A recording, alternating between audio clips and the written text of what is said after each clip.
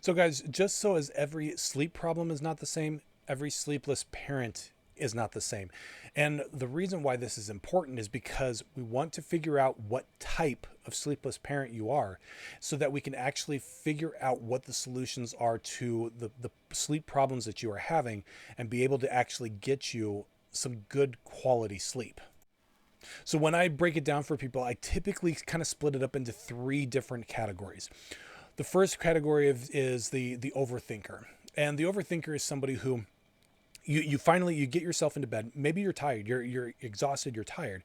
You get yourself into bed, and as soon as your head hits the pillow, the brain starts replaying the day. It starts going over to-do lists. It starts worrying about things. It starts, going over the what ifs of all of these different scenarios and things like that that become very problematic because you're not able to shut your mind off. You're not able to quiet those thoughts and actually be able to drift off into sleep.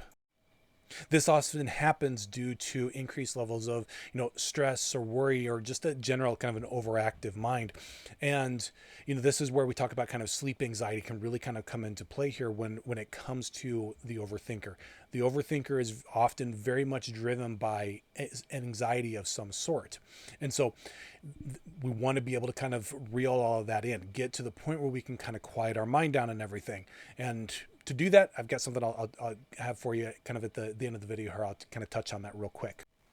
The second one is somebody who's maybe or mentally and emotionally exhausted, but physically struggles. So, this person, you feel like you're kind of on constant high alert. Maybe you're able to actually get to sleep, but you're not able to stay asleep or get good quality deep sleep because the body never fully relaxes.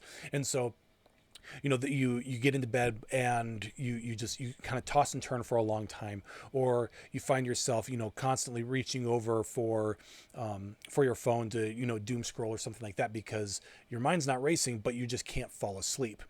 And so a big part of the reason why we have this kind of pops up can be due to some elevated stress, stress hormones like cortisone specifically, or maybe you have had too much stimulation late in the day, or just simply not giving your body enough time to adequately wind down. For a lot of people, that's what it is. A lot of people, they'll be very busy, very active and everything, and have, all kinds of stimulating activity and stimulating things that they're doing right up to the point of going to bed, and then have this expectation of, okay, well, it's time for bed now. It's, 10 o'clock, 11 o'clock, what have you, and I'm going to just lay down and go to sleep without giving themselves proper time to allow the body to wind down, allow the body to kind of understand that, okay, now it's time to wind down, it's trying to shut down and actually go to sleep. This is a very similar problem that somebody who is an overthinker has, is not having enough adequate time to actually allow your body to wind down for sleep. And so then that leads into the third category.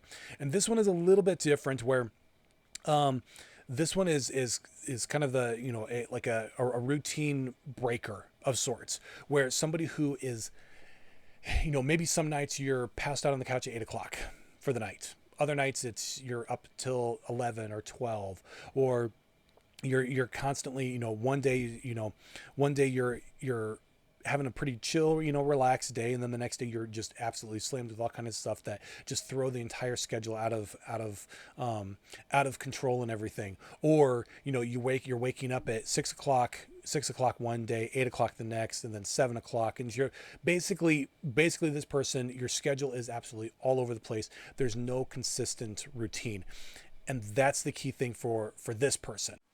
The complete lack of schedule and routine really messes with the circadian rhythm and the internal clock that we have. And so you might then struggle to fall asleep, similar to the overthinker. You might struggle as well to stay asleep, like somebody who's the physically alert, wired but tired individual.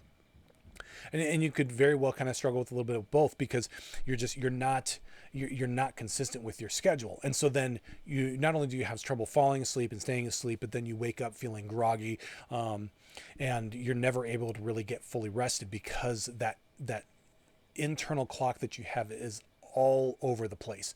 And so we want to get that fixed. That's one of the very first things is be consistent with your schedule. Be consistent with what time you're going to bed, and be consistent with what time you're waking up.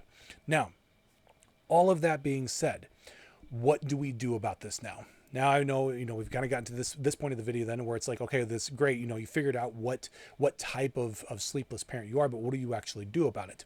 And honestly, for the routine breaker, the routine rebel, whatever, whatever moniker you want to put yourself in there, if you're somebody who your sleep schedule is all over the place, the very first thing that you need to do is you need to just be consistent. Set yourself a consistent sleep schedule and wake up at the same time and go to sleep at the same time, day in and day out.